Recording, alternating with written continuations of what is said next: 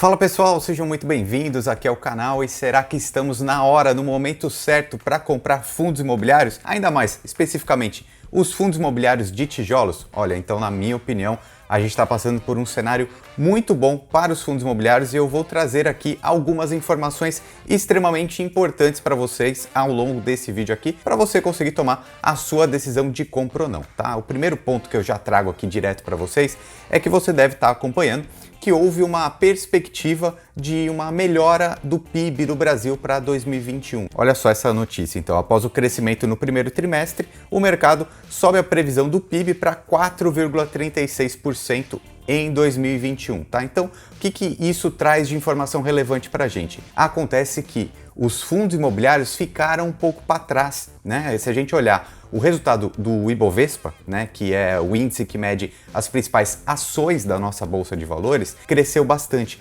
mas os fundos imobiliários não. Dá só uma olhada. Eu entrei aqui no Instagram da Levante e eles colocam um desempenho mensal, né? Então olha só o desempenho de maio. O Ibovespa cresceu 6,16%. Isso muito por base dessa perspectiva de alta do PIB, né? Então é a economia sendo reaquecida. Só que a gente pode ver aqui claramente que o IFIX, que é o índice dos fundos imobiliários, ficou para trás, né? Então, o que acontece? A gente vê esse descasamento, né? Os fundos imobiliários ainda não precificaram essa melhora da perspectiva da economia. Então, na minha opinião, isso abre uma janela de oportunidade para aproveitar os fundos imobiliários. Por quê? Você está comprando fundos imobiliários provavelmente por um preço muito parecido que um ano atrás, e a gente tem que lembrar que os fundos imobiliários são legais por quê, né? Por que é tão interessante? Por causa dos dividendos, né? Ele paga dividendos todos os meses. E aí esse dinheiro caindo na sua conta, e quanto mais barato você comprar, né? Quanto mais barato tiver a cotação lá na bolsa de valores, proporcionalmente maior será o seu dividendo, beleza? Então acompanha esse vídeo aqui comigo até o final, que tem muita informação interessante para você decidir sobre os seus investimentos. Vamos lá! Bom, quem me acompanha aqui mais tempo no canal sabe que eu sempre faço aquele quadro onde eu comparo os fundos imobiliários de tijolos e os fundos imobiliários de papéis, né, que a gente chama de tira-teima dos FIIs. O que isso quer dizer, né? Os fundos de tijolos basicamente são aqueles de lajes corporativas, né, escritórios, shopping centers, galpões logísticos, né? Ou seja, é um tijolo mesmo, né? É um prédio que foi construído, é um galpão, tem tijolo. E por outro lado a gente tem os de papéis. O que são os papéis? São os certificados de garantias do mercado imobiliário, né? Então a gente tem os fundos de fundos e principalmente os fundos de CRIs. Esses fundos de papéis, eles tendem a ser um pouquinho mais seguros, digamos assim, né? Porque eles são uma espécie de renda fixa, tá? Mas não necessariamente que isso sempre aconteça. O que a gente tem visto muito nos últimos tiratemas dos FIIs eram os fundos de papéis sempre ganhando, né, aqui essa disputa. Mas hoje a gente traz uma novidade, vou até colocar aí na tela para vocês. Os fundos de tijolos ganharam nessa última semana aí com um aumento de 0,88%, enquanto os fundos de papéis caíram menos 0,04%, tá? Então o que isso daí quer dizer, né? Não tem jeito, né? Uma hora o mercado se ajusta, os fundos de papéis cresceram, chega uma hora que eles ficam muito caros e aí a gente vê a cotação diminuir pela simples lei da oferta e da demanda, né? Quer dizer que os fundos de papéis, eles estão ruins? Não vale a pena investir neles? Não, de jeito nenhum, né? Até porque a gente tem inflação alta e Selic em rota de alta, né? Então esses fundos aí atrelados ao IPCA ou a Selic vão continuar pagando bons dividendos. Mas qual que é o alerta aqui? Esses fundos imobiliários podem estar muito caros, né, os fundos de papéis. Então você quer investir em fundos de papéis? Acho ótimo, acho excelente. A diversificação é sempre importante, mas procure por alguns que não estejam muito caros, tá? Daqui a pouco eu vou mostrar aqui na minha tela também como que a gente faz essa pesquisa para saber se está caro ou barato. Vou dar alguns exemplos para vocês. Inclusive, olha só que interessante, né? Dos 10 maiores pagadores de dividendos de 2020, 6 foram fundos imobiliários de papéis e apenas 4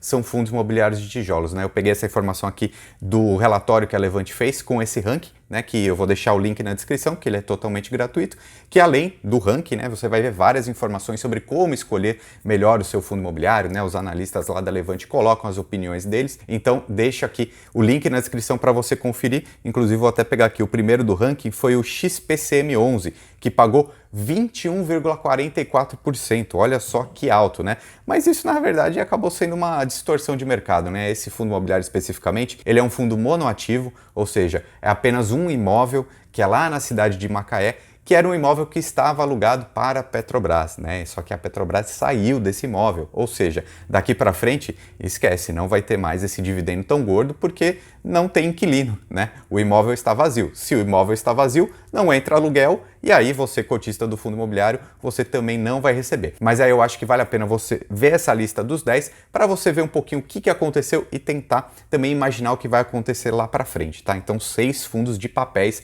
nessa lista. Agora, por um outro lado, a gente tem os fundos imobiliários de tijolos, né? Que esses parecem que estão começando aí a surfar essa perspectiva positiva da economia, tá? Mas muito devagarzinho.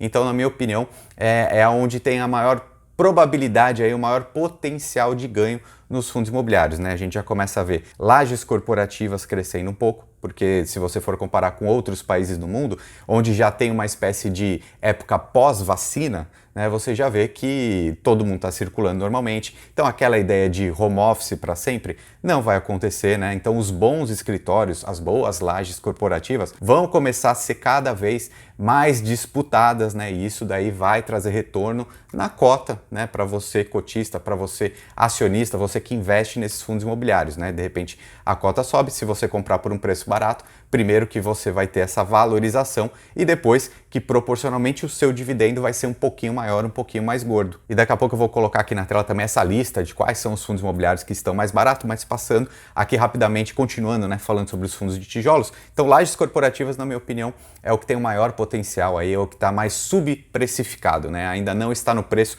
essa retomada da economia. Por outro lado, a gente tem os shopping centers, que também sofreram muito nesse último ano, mas eu acho que os shoppings ainda vão demorar um pouco mais para subir. Acho que tem muito desafio ainda nesse mercado de shopping center, não vai ser tão rápido, né? Por outro lado, a gente tem também os FIIs, né, os fundos imobiliários urbanos, né, aqueles de supermercados, escolas, etc, né? E esses aí eu acho que voltam rápido também, né? Assim como os de lajes corporativas, e os galpões logísticos continuam sendo extremamente seguros, né? Os galpões são muito necessários, o e-commerce está bombando, então os bons galpões ali, eles estão sendo muito disputados, e o bom é que não são só aqueles principais, aqueles fundos mais famosos, tipo HGLG, que vão ser bons nesse momento, né? Tem vários outros, né? E vou colocar aqui na tela agora para a gente fazer uma lista aqui dos maiores fundos e quais estão baratos ou não. Vamos lá. Então, galera, é importante de citar, tá? Que eu sempre gosto de pegar os fundos imobiliários o que tem maior patrimônio líquido, ou seja, os maiores, né? Para a gente não pegar um fundo especificamente que vai ter alguma distorção. Então, esses fundos maiores tendem a ser mais seguros, né? Então, por exemplo, esse daqui tem 4,8 bilhões de patrimônio, né? Esse é o KNIP, né? Ele é só para investidor qualificado, então vamos passar direto para o segundo lugar, que é o KNCR11, que é um fundo imobiliário de papel, tá? A maioria dos contratos desse fundo aqui seguem a Selic. Tá? Então a Selic aumentando, ele sempre vai pagar um pouquinho mais do que um Tesouro Selic, por exemplo. Mas não vai ser uma porrada, não vai ser um fundo que vai te pagar 10, 12% de dividendos ao ano se a Selic estiver na casa dos 5%. Tá? Ele sempre vai pagar um pouquinho mais do que a Selic. E aí a gente consegue ver se ele está barato ou caro por essa métrica aqui que se chama P sobre VPA, né? Preço sobre valor patrimonial. Principalmente, olha, lembra-se sempre disso, hein, que eu vou falar agora. Principalmente os fundos imobiliários de papéis, você pode confiar mais nessa métrica aqui, tá? Por quê?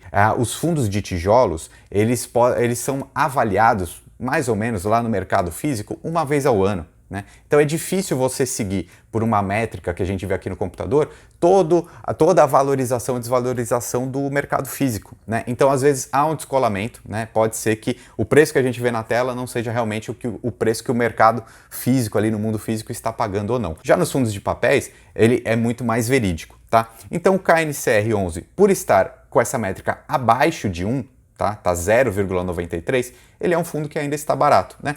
Está mais próximo do seu valor justo, digamos assim. Se tiver 1, é o valor justo, tá? Se tiver 0,9, é um pouco mais barato. Se tiver 1,1, é um valor caro, tá? Então o KNCR é um fundo imobiliário que está barato. Olha só o segundo lugar aqui, né? O segundo fundo imobiliário de maior patrimônio aqui da nossa lista, né? É o KNR11, também muito conhecido. Ele tem principalmente lajes corporativas dentro dele e também galpões de logísticos. E olha que interessante, está barato, hein? 0,91. Não tinha visto que o KNR estava barato. Olha o XPLG, que está aqui em terceiro lugar, está num preço praticamente justo, né? Está acima de 1, mas está 1,03. Eu já vi o XPLG sendo negociado aí na casa do 1,2 daqui do preço sobre valor patrimonial, o que era muito caro, né? Então, de repente teve uma queda um pouco maior nesse um ano, mas fez o fundo ficar barato, sendo que você tem que pensar sempre nos imóveis que fazem parte do fundo, né? Você gosta desses imóveis? Eles pagam dividendos?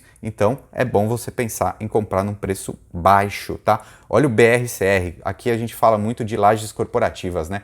Tá muito subprecificado, né? 0,78 por um fundo aí tão histórico, né? Que tem tantos imóveis, tantas lajes corporativas de escritórios. Eu sei que ele tem problemas, principalmente ele tem uma vacância, né? Ele tem um imóvel lá em São Paulo que chama Senesp, que ele tem uma grande proporção vaga, né? Ou seja, não tem inquilino, né? Isso é algo que eles têm que resolver, mas o mercado está penalizando muito eles, né? Só 0,78 aqui o preço sobre VPA. Olha só, aqui a gente já começa a ver por outro lado, ó, o HGLG11, que é o fundo de logística mais famoso que tem aqui no Brasil, né? Tá caro, tá 1,16. Tá? Então, isso é um fundo que de repente não seja o mais interessante. O MXRF11, ó, vocês que gostam muito dele na internet, ó, ele está um pouquinho caro também. Tá? O HGBS11, que é de shopping center, tomando uma porrada também, né? Tá bem barato, 0,91. Os shopping centers realmente vão sofrer por mais algum tempo, né? Os lojistas estão com a corda no pescoço, não sei se vai ser rápida essa volta dos shoppings. E olha aqui o maior exemplo de fundo imobiliário caro. A gente começa a falar dos fundos de papéis, né? O IRDM11, caríssimo, né? 1,32, quer dizer que ele está 32% mais caro do que o preço justo dele, né? Isso aqui é realmente uma distorção que a gente vai vendo no mercado. A gente vê, ó, um fundo de fundo BCFF11 está num preço justo, né? 1,01. O CPTS, que também é um fundo de papel bem famoso, um pouquinho caro, né? 1,05. Vai ser difícil a gente achar fundo imobiliário de papel por um preço bom, né? Olha aqui o outro exemplo, o RSR11, um excelente fundo de papel também, 1,07. Tá um pouquinho caro, tá? Então é assim que você vê quais são os fundos imobiliários que estão mais baratos e mais caros, sempre olhando preço sobre VPA, ok? Então já se inscreve aqui no canal, são 3 vídeos por semana. Meu nome é Ricardo Natali e seja muito bem-vindo ao time.